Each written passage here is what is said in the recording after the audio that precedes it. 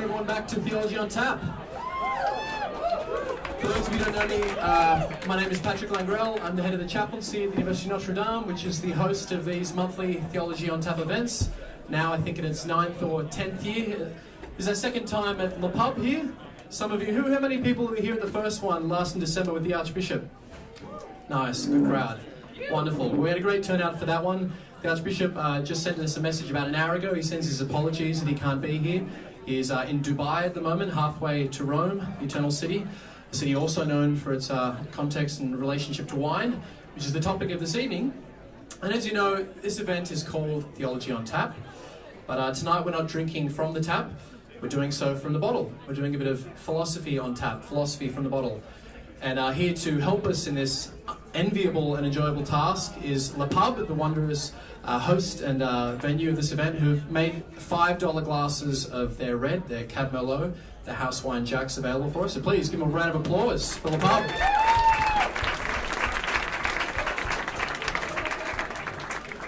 Now also here to help us in that very enjoyable task is a friend to Theology on Tap for many years and a friend to many of us. His name is Professor Hayden Ramsey. In his day job, he runs the Sydney campus of Australia's greatest Catholic university, Notre Dame University, of course. No bias. He's the Senior Deputy Vice Chancellor of Notre Dame. He's also the Dean of Philosophy Theology. So here to ruminate a little bit about red wine and pour forth some of his wisdom is Hayden Ramsey. Please make him feel very welcome.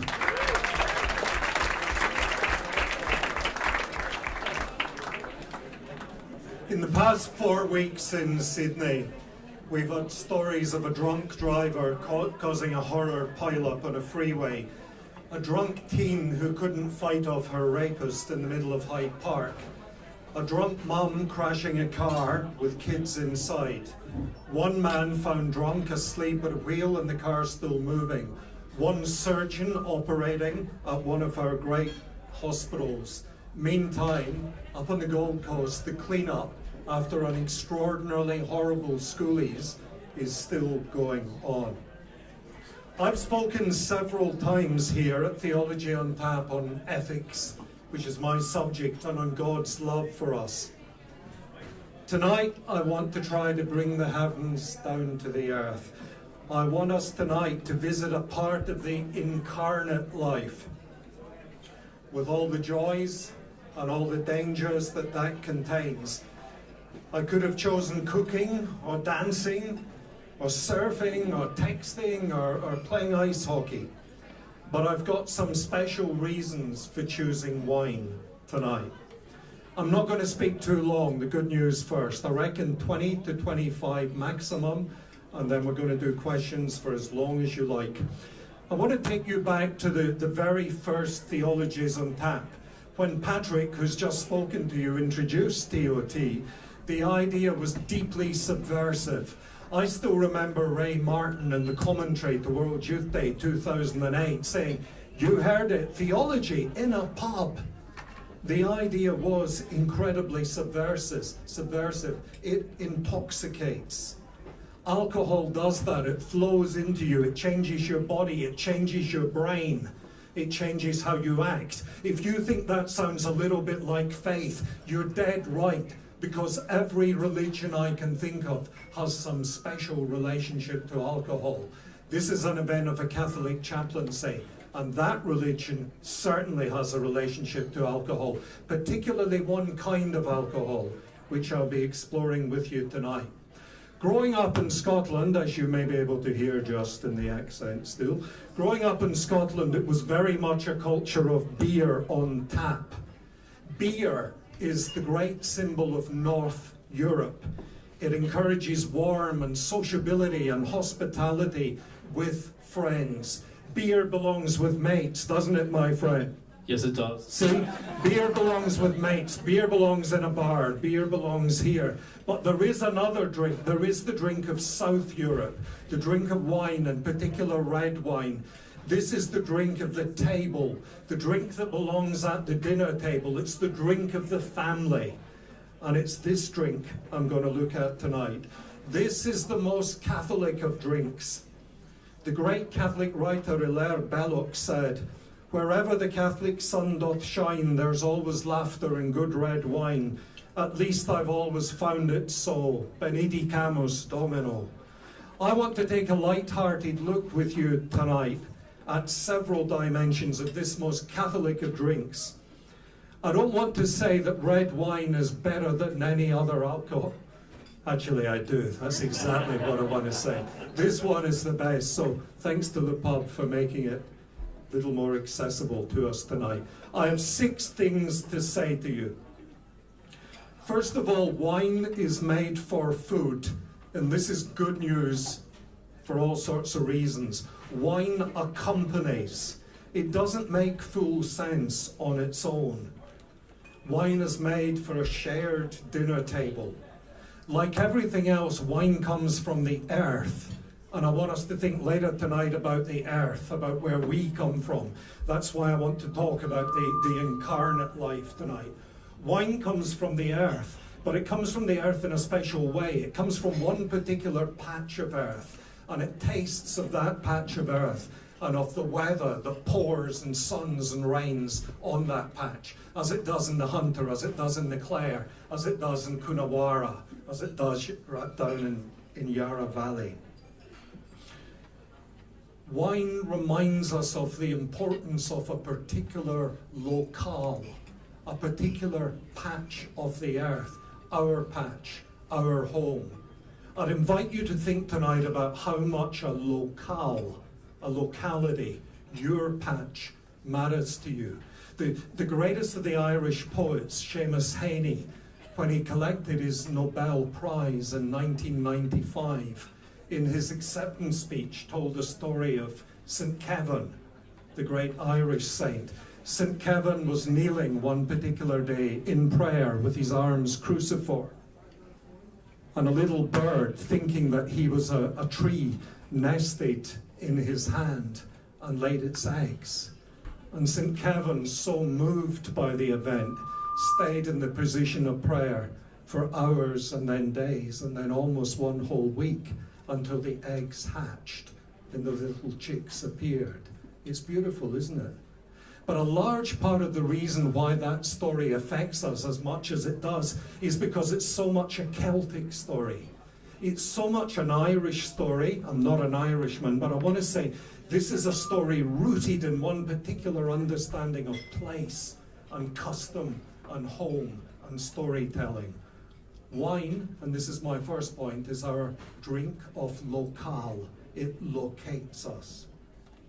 Secondly, grapes are rich in sugars. In fact, you don't need to add anything else to grapes and their sugars to turn them into alcohol, except for one thing: humans. We add something to wine, and it, of course, adds something to us. I'm the head of a university. The thing I hate above all is plagiarism.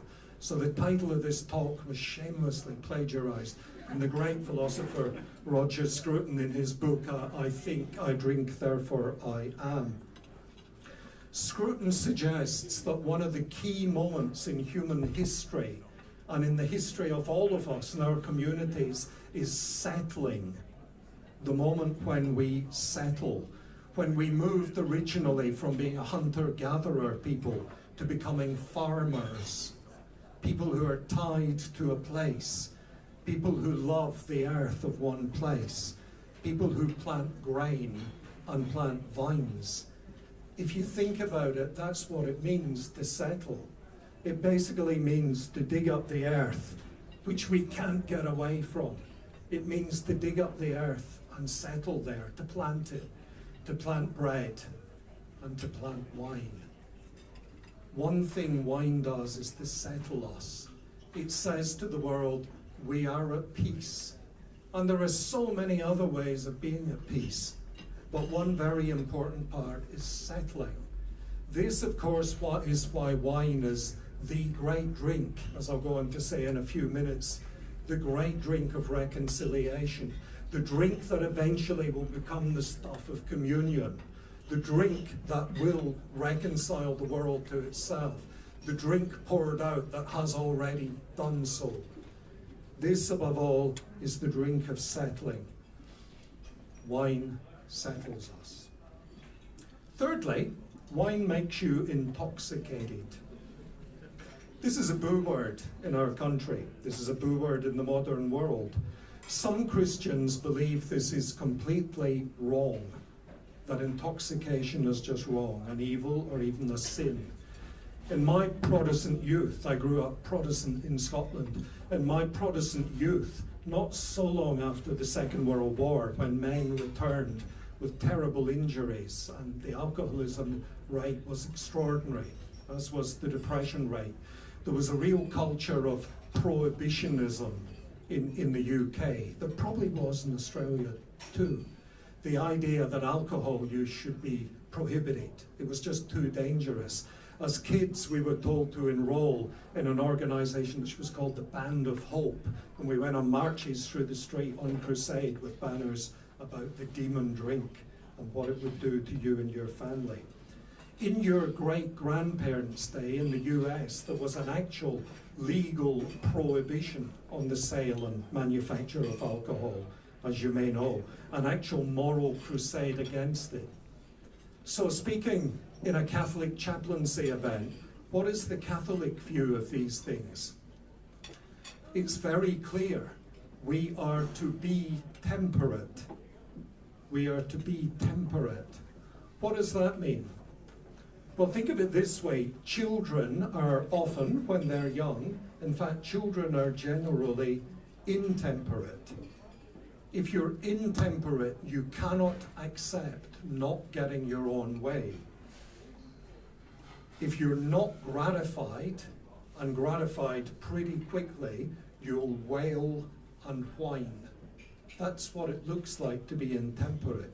You don't need to tell me, you don't need me to tell you, there are many adults who are intemperate, who, if they do not get their own way and do not get it fast, and I've just come down from the University of Notre Dame watching the cars on the road, if I don't get my way and get it now, I'm going to wail and whine, I'm going to bang that horn, and I'm going to bang my head on the steering wheel, and I'm basically going to have a tantrum like a 4-year-old. That's not how an adult behaves. Adults are temperate.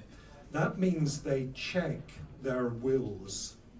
You don't just act on your will, you check your will. You check your will above all by the will of others. Down here in front of me is a lady who's about to be very embarrassed because she's just eating her 16th chip. And she's giving me this sort of look that means I'm going to need an escort out of here tonight. I have just come down from work at Notre Dame.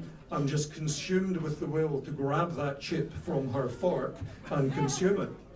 Apart from the fact that I'm afraid of her and the gentleman sitting next to her, I control my will by her will. The lady's will legitimately puts a check on my will. And because I'm happy to say I'm Christian as well, the will of God does the same to me. We check our wills by others' wills and by God's will. As St. Augustine taught to us, the greatest of the theologians on tap, as St. Augustine taught us, we are not to destroy our own intellects.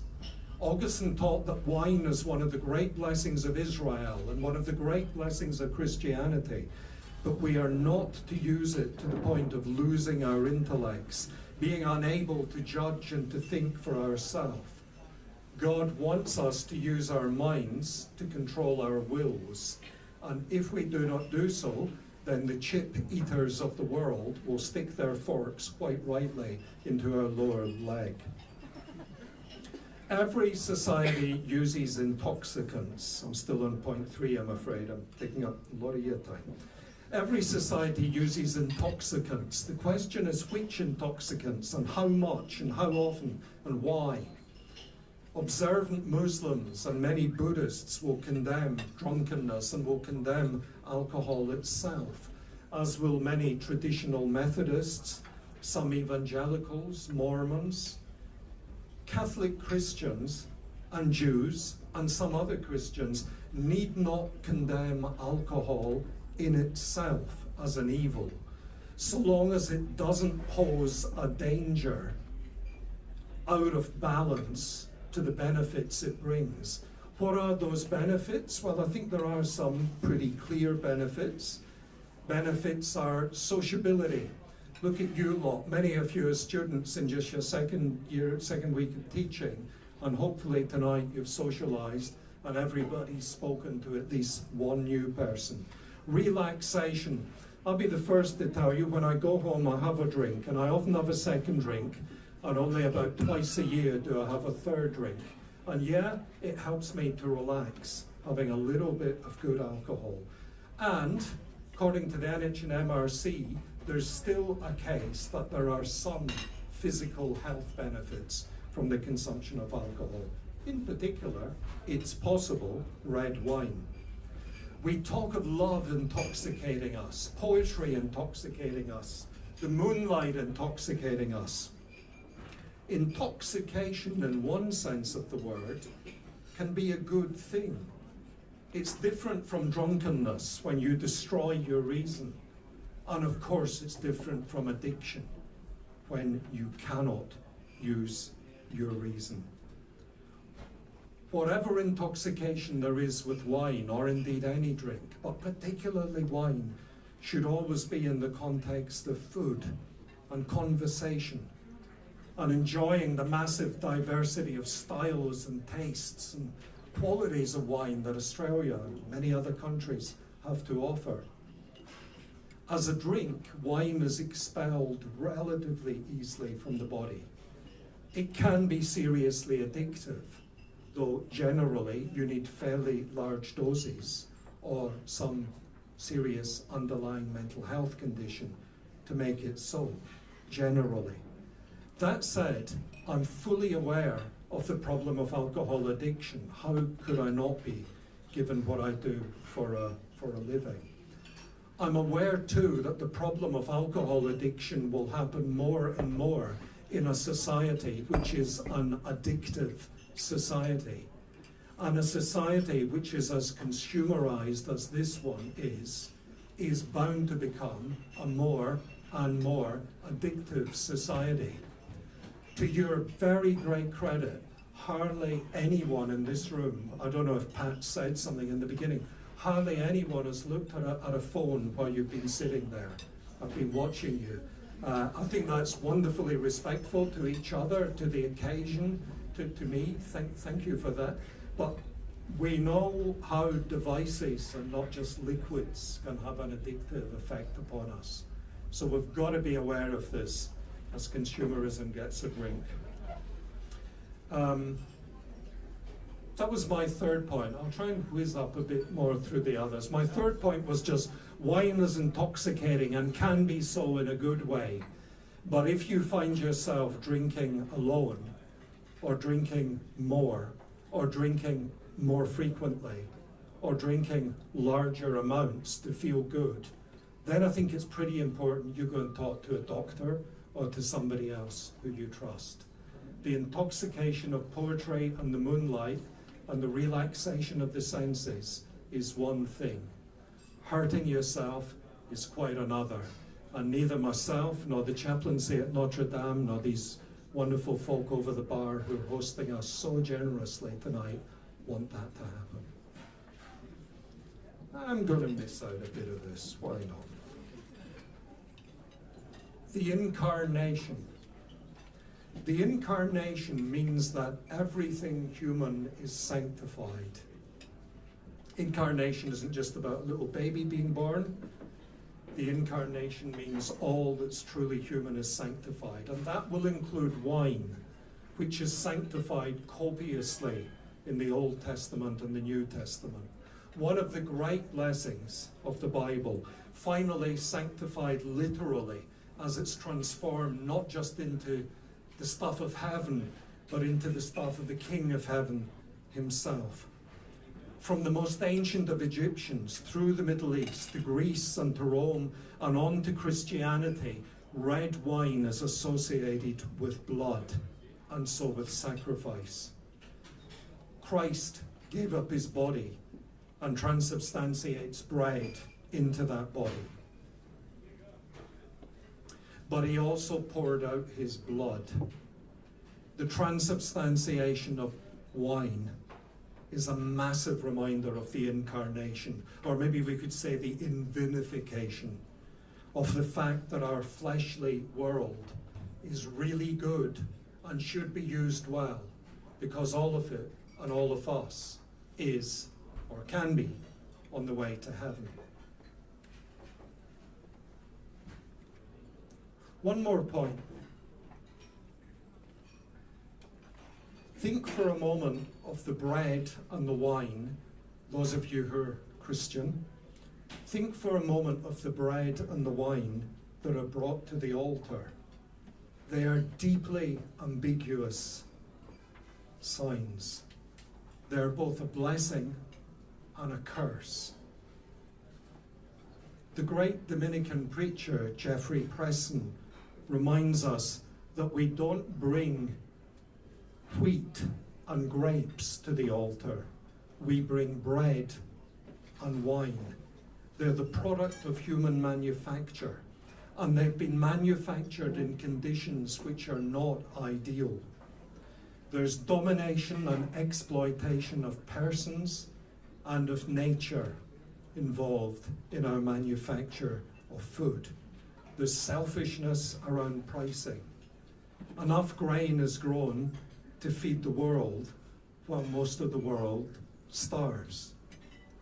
And wine, to quote from Father Preston, the wine of holidays and weddings, the wine that loosens you up inside and so is such a good symbol of forgiveness, wine which is water and fire in one. That wine, that glory is also the bottle.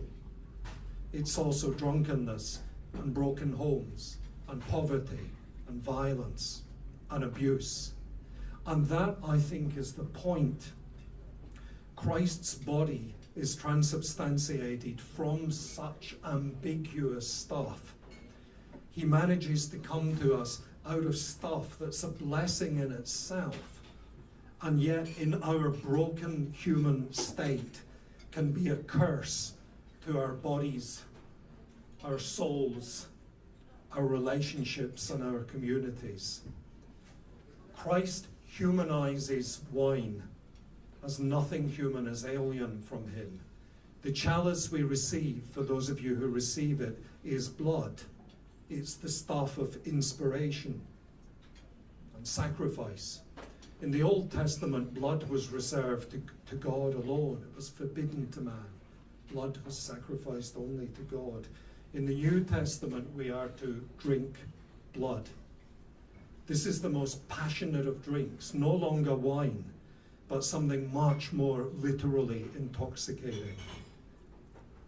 We feast on him, and we cannot feast without the blood drink. When we take the chalice, if we do, we enter into his martyrdom, and we continue to pray, let him come again, let him come again. Come back, please. Not this time as in the famous window, which half of you know, at the church at Notre Dame, where the Christ on the cross flows with blood trapped by angels and chalices from the 5 terrible wounds, but this time coming back in the glorious body with light, merciful light flowing from the wounds. When we look at the altar under that window, when we look at any altar used as a table for holy food and drink, this is to remind us that all our secular eating and drinking is pointing us to God. That's all the chips and steak are doing tonight. In a way, however humble, they're pointing to God feeding us with his Son, and our being more and more anxiously ready for his return. Wine is truly from divine. I want to give you a quick conclusion. St. Thomas Aquinas, the greatest of Catholic philosophers, told us that drinking to excess is a vice, and I think we should take that seriously.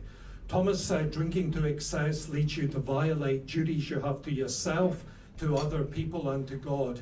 More than that, it's one of these vices that Thomas called a capital sin. It gives birth to other vices.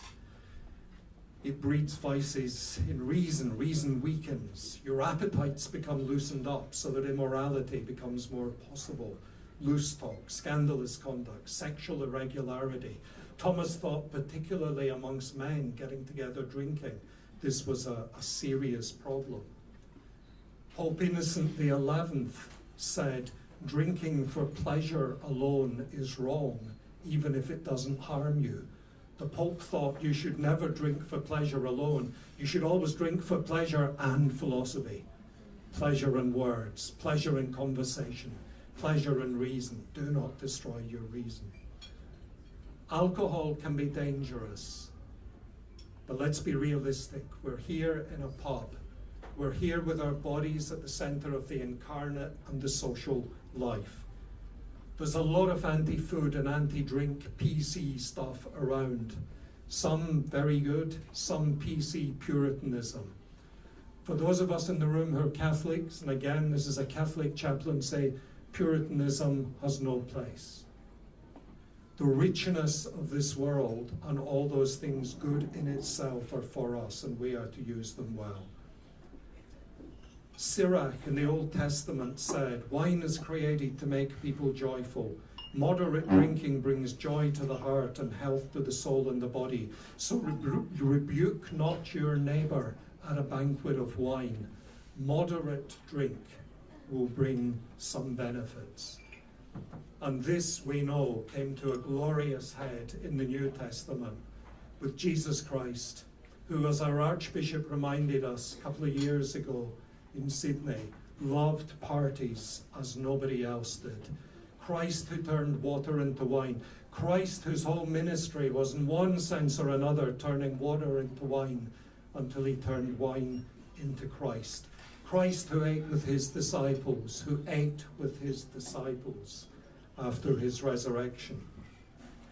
Christ whose greatest parable shows the prodigal son returning and the father saying, throw the doors open, slaughter the lamb and pour the wine, for the one who is lost has been found and has come back to me. Catholics believe in something called mind-independent reality. Oh, do we, Professor? Yes, you do. We believe in something called mind-independent reality. We believe that there are things that are valuable, even if I don't happen to like them myself. So to those amongst you who don't like wine, and I was one of you once because I was a beer and whiskey man, to those among you who don't like wine, let me say this. Things can have value even if you do not like them. Other drinks are good, but ultimately, every other drink, in a sense, is trying to be wine. Or at least, it's trying to achieve in human relationships what wine achieves best. That truly family table with cheerful celebration. That table that will one day become the table of tables, the heavenly table at which we hope one day to sit down with the family of Jesus himself and to drink together their new wine.